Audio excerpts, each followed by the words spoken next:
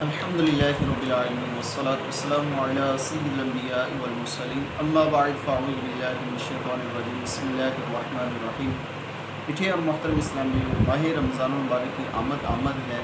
ماہ رمضان کے متعلق جو ہے وہ ایک حدیث مبارکہ آپ کے گوش گزار کرتا ہوں۔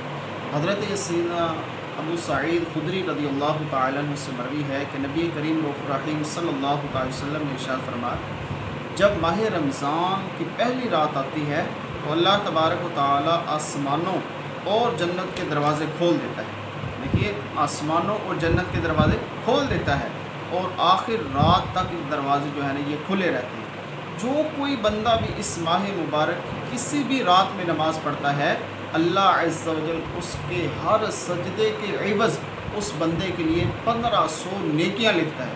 یعنی ایک سجدہ بھی کرتا ہے، اللہ تبارک تعالیٰ ایک سجدے کے بدلے جو ہے 1500 نیکیاں اسے عطا فرماتا ہے۔ پھر اسی طرح اس کے لیے جنت میں سرخ یاقوت کا گھر بناتا ہے۔ اور میرے میٹھے اور محترم اسلامیوں، اس گھر کی کیا ہی برکتیں، کیا ہی کہنے، اس کی کیا ہی فضیلت، کتنا عالیشان وہ گھر ہوگا۔ کہتے ہیں کہ جس میں 60,000 دروازے ہوں گے، یعنی اتنا عظیم و شان گھر ہوگا کہ اس کے 60,000 دروازے ہوں گے۔ اور یہ بھی یاد رکھیے گا، ہر دروازے کے پٹ سونے کے بنے ہوں گے، جن میں یاقوت سرخ جڑے ہوں گے۔ میٹھے اور محترم اسلامیوں، کتنی پیاری فضیلت ہے۔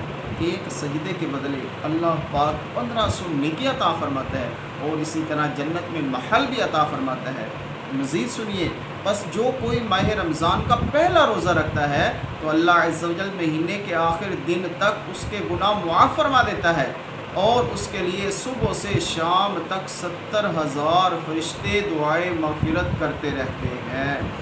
رات اور دن میں جب بھی وہ سجدہ کرتا ہے، اس کے ہر سجدے کے بدلے میں اللہ تبارک و تعالیٰ اس کے ہر سجدے کے بدلے میں اللہ تبارک و تعالیٰ جنت میں ایک ایسا درخت اگاتا ہے، ایسا درخت لگا دیتا ہے کہ اس کے سائے میں گھوڑے سوار 500 برس جو ہے وہ چلتے رہیں۔ میٹھے اور محترم اسلامی، کیا کہنے ماہ رمضان المبارک کے۔